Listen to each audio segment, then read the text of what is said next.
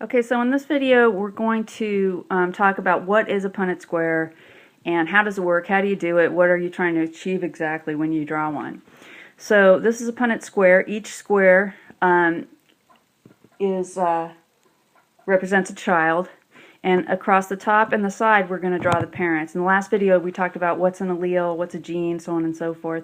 So we're going to start with a simple Punnett Square, and this one is going to be a homozygote green pea plant crossed with a homozygote recessive yellow pea plant.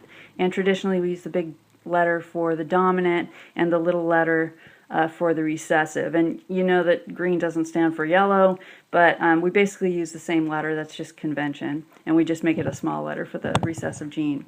So in this case, this is one parent.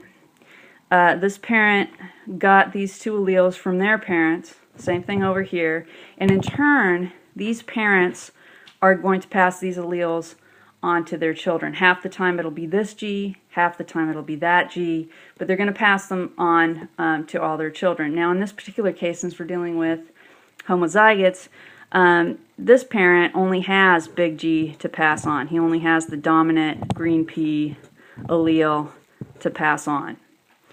And then if we look at this parent over here, they also only have one type of allele. They just happen to have it at both loci. And they have the recessive gene that can code for yellow peas if it's not paired with a dominant. And so, you know, half the time this G is going to be this one, half the time this G is the one that's going to be donated. But it's just roughly half the time. As you know, when you flip a coin 10 times, you don't always get 10 heads and 10 tails. So this isn't what the children are going to be like. This is the percentage of what you can expect to get. In this case, because it's homozygotes, we expect to get 100% of the children will be big G, little g, and that is the genotype. The genotype is the alleles that you inherit, and your phenotype is what you look like. So these plants will all be green.